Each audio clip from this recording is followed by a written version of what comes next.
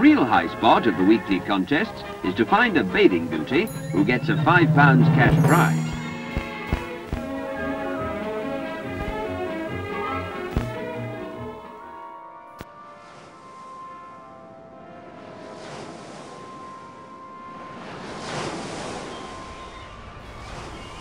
There's been a decline, and some of it's a perceived decline, in the coastal economy and the number of visitors to the English and British coast since the 1950s for a whole host of reasons.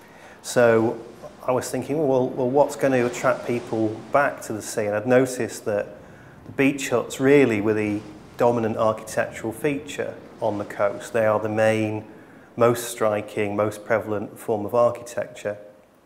But quite a lot of them are in a reasonably poor state of disrepair, not really the kind of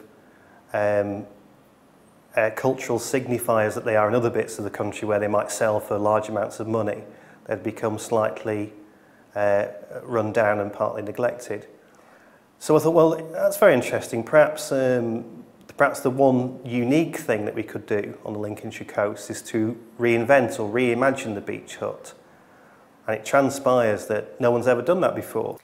Another interesting aspect of the beach hut is that it's a great social leveller. Queen Victoria had a beach hut on the Isle of Wight, and obviously that was used for the same purpose as everybody else. It was just somewhere to get changed, and as you know, most of us don't want to be seen naked on the beach.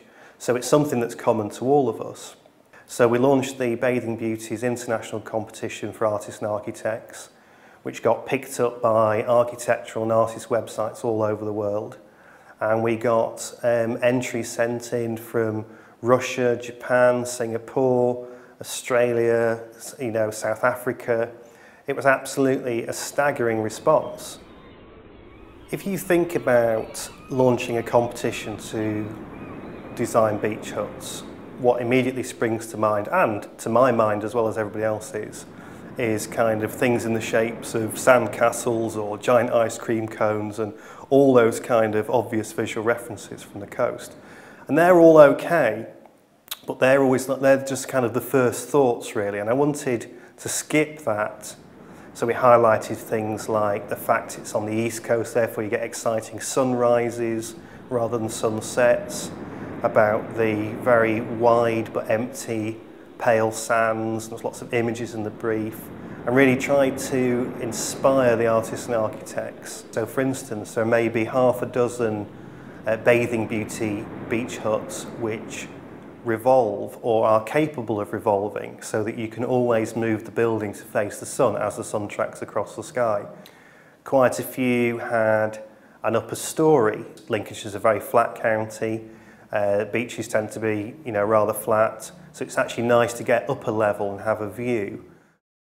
There's one called Michelle. There were more than one called Michelle. The one I'm particularly thinking of is a formal barrel shape, but with a very attractive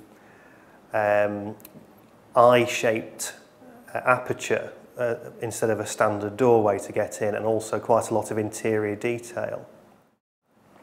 Others that stand out are Beach Babe, which looks like a kind of landing craft, which was is clearly designed to be reproduced. I think the designers there had a vision of there being a row of beach babes, and who hasn't? Other ones that spring to mind are, there's quite a few that deal with light in different ways, interior light, and how that would look in the evening, and that all adds to the evening economy. So Twisted Lobster Pot has a number of slatted layers, and the whole top section can be lifted up and twisted round, so you get a kind of secondary structure on top. And there's one that's actually the only kind of figurative one is one called Cetacean, which is a giant human head on top of a box. And the idea is the box is the same size as a beach hut, but the head itself, you can go up inside the head and look out of the eyes. And it's a bit like some statuary from ancient Greek or Rome or something. It's a bit like one of the wonders of the world. So the purpose of the Bathing Beauties project is to offer something new, and the Bathing Beauties project is just a little attempt to bring some very contemporary, if not futuristic, architecture to a place that is really just steeped in perceived tradition. So there's two important aspects to how this project might help the local economy. Art's not normally seen as something that might be, an economic or social regenerator, but it can, if done in, an interesting way, act as a sort of magnet, and you can eventually, measure the kind of bums on seats, the number of visitors, and so on, and that has, a measurable economic effect on local businesses and so on. But also, it's trying to address a kind of physical bit of regeneration as well.